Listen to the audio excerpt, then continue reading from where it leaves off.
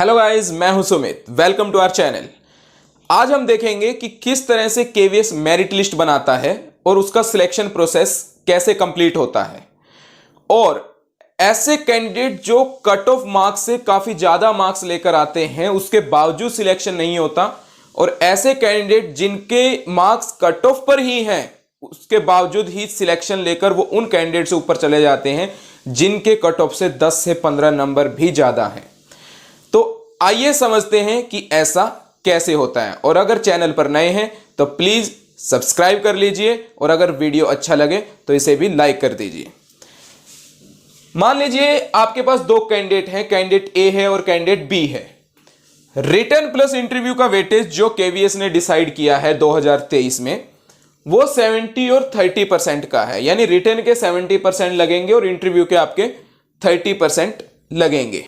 चलिए देखते हैं कैसे कैलकुलेशन की जाती है। मान लीजिए कि कट ऑफ गई है 108 पर, कोई भी पेपर है, पीआरटी, टीजीटी, पीजीटी कोई भी है, हमें यह देखना है कि वो कैलकुलेशन कैसा होता है। और कैंडिडेट ए के 108 ही नंबर आए हैं, यानी एग्जैक्ट कट ऑफ के ऊपर है, आउट ऑफ 180, क्योंकि अब जो 2023 में पेपर हुए आपके 180 के हुए। अब इस कैंडिडेट के 180 में से 108 नंबर आए हैं, तो डायरेक्ट 108 का 70% कैलकुलेट नहीं किया जाता। पहले चाहे इंटरव्यू हो चाहे रिटन हो, दोनों को पहले 100 में से देखा जाता है कि उस कैंडिडेट के 100 में से कितने बनेंगे, तो यानी परसेंटेज कैलकुलेट की जाती है। तो अगर इस कैंडिडेट के देखें तो 60 नंबर बनेंगे 100 में से, कि अगर 180 में से 108 है तो 100 में से प्रोपोर्शनेट अगर आप देखोगे तो उनके 60 बनेंगे, क्योंकि 60% मार्क्स आए हैं उसके। इसी तरह मान लीजिए इस कैंडिडेट को इंटरव्यू में 54 मार्क्स मिल जाते हैं आउट ऑफ 60, तो इसको भी 100 में ही कन्वर्ट किया जाएगा, मतलब इसकी भी परसेंटेज निकाली जाएगी। तो अगर 60 में से किसी के 54 हैं तो उसके 100 में से कितने बनेंगे, 90। तो इस तरह से रिटन भी 100 में हो गया, इंटरव्यू भी 100 में हो गया। तो अब इनका परसेंट कैलकुलेट किया जाएगा कि 60 का 70% कितना हुआ, 42, और 90 का 30% कितना हुआ, 27।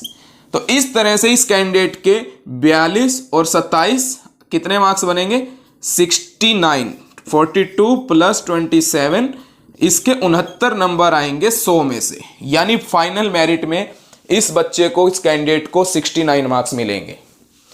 ठीक है, अब हम इसका दूसरा पक्ष देखते हैं कि कैंडिडेट बी है, इनके सिर्फ 108 थे, हमने इनका से देखा कि इसके 126 नंबर है, कैंडिडेट ए से 18 नंबर ज्यादा है।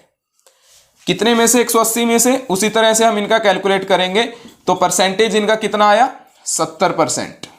ठीक है, यानी 100 में से अगर हम देखें तो इस कैंडिडेट के 70 नंबर बनेंगे, और 70 का 70% इनके 49 मार्क्स लगेंगे रिटन में।